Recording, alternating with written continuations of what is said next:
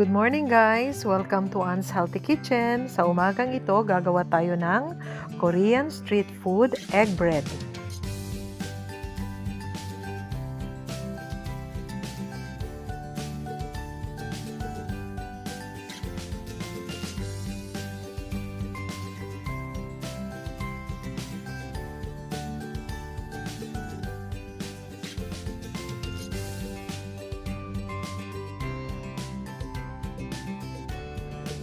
Ito ang mga sangkap sa ating Korean street food egg bread. So, meron tayong flour, meron tayong ating egg, cheese. Ito naman siya, grated na cheese. Meron tayong luncheon meat, sugar, milk.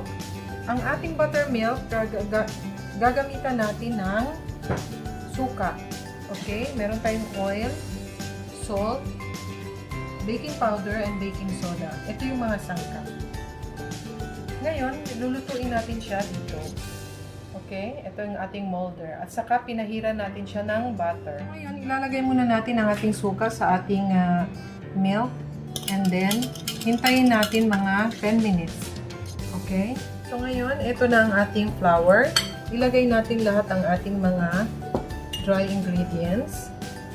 Okay? At saka ang ating sugar. Ngayon, haluin natin. And then, saka natin ilalagay ang ating wet ingredients. Lagyan natin ang ganyan. Lagay muna natin ang ating egg. And then, ang ating milk. And then, ang ating oil. Ngayon, ito na ang ating, ayan, tingnan nyo, creamy na siya. Creamy na siya. Ayan. So, pwede na rin natin siyang ihalo. So, ayan, haluin lang natin. Hanggang sa mahalo siya, ma-incorporate lahat.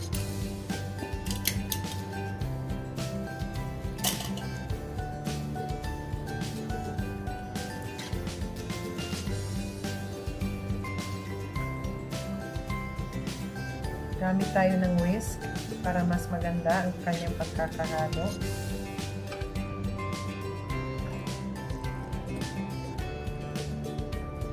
Ayan. Simula na siyang mag-incorporate. Ngayon ang ating baking pan at saka ang ating oven. Ready na din. Ang ating oven ay naka-preheat na siya. Ayan. Haluin lang natin ng maayos.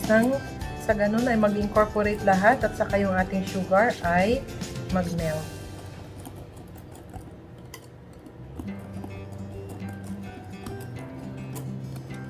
Ayan, maganda na. Okay. Guys, ang ating itlog na ilalagay natin sa ibabaw dapat maganda at saka dapat buo. Okay?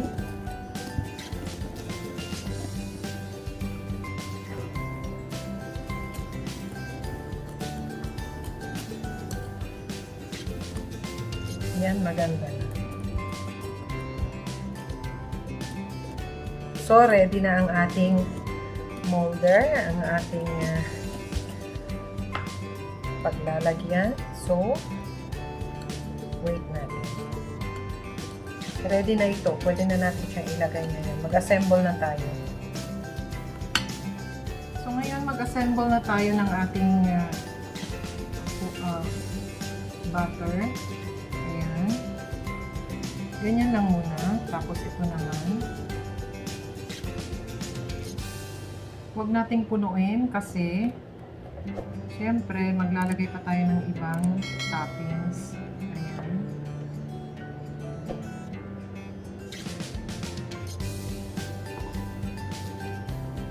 Dahan-dahan lang ang paglagay.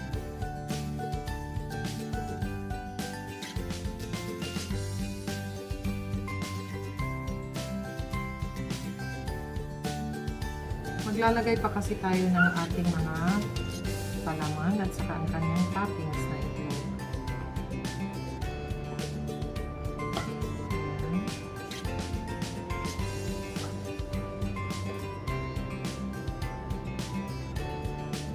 So ngayon guys, pwede na nating ilagay ang ating luncheon meat. Ayan.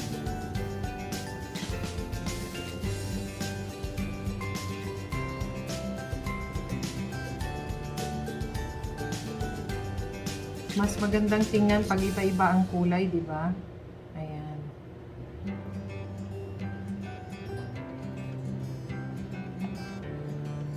Pwede na, lima-lima. Ayan. Lamihan, mas maganda. Okay.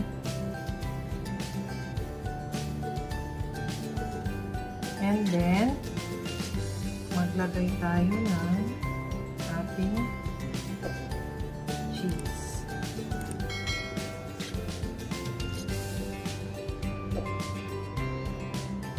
Ayan guys. Okay. Ngayon naman, pwede tayong maglagay ng kaunti, pang ano lang dito. Ayan. Kaunti lang. Ayan.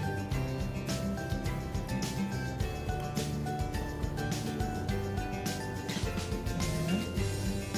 Para matabunan lang yung ating unang nilagay na luncheon.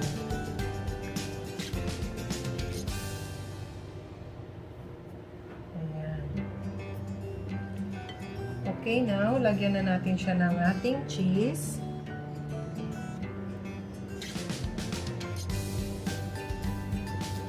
Tingnan nyo naman, napakagalante tayo sa palaman.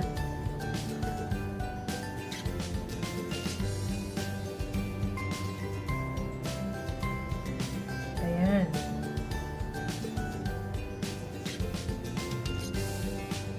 Kumpatohin natin ito. Tapos, ilalagay natin ang ating egg. So guys, maglagay na tayo ng ating egg. Ayan. Okay, so ganito lang ang gawin natin sa lahat. So, ayan na siya guys. Ngayon pwede na natin lagyan ng ating cheese. Para mas masarap siya. Okay. Ayan.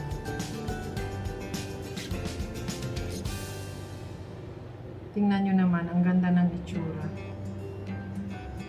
At saka, titikman natin mamaya pag naluto na.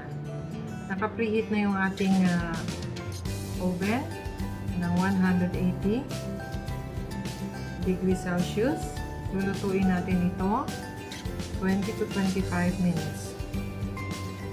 Titingnan natin. After 18 to 20 minutes, titingnan natin guys. Okay? So, lalagyan na natin ito sa oven.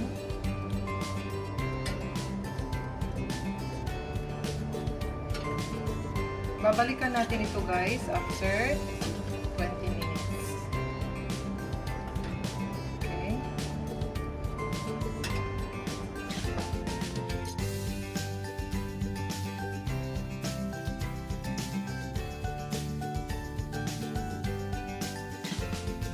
So guys, ito na ang ating finished product. Ayan, hihintayin muna natin siya na lumamig. Ito naman, meron na pang isa pang ginawa na isang tray.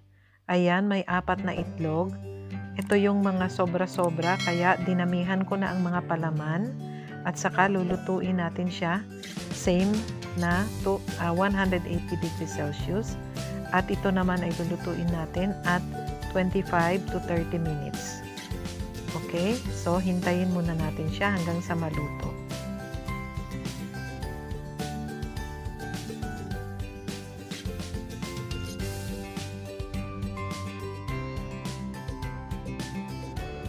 So guys, ito na ang ating Korean street food egg bread. So tingnan nyo naman, napakaganda. So ngayon, mag-taste test na tayo. Tikman natin. Kunin natin itong isa. Pinalamig ko na ito. Ayan. Ngayon, tingnan natin.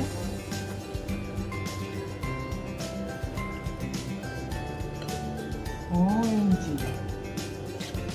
Oh guys, tingnan nyo naman. Ang ganda. So, Titikman ko na. Naghihintay. Ang aking bibig.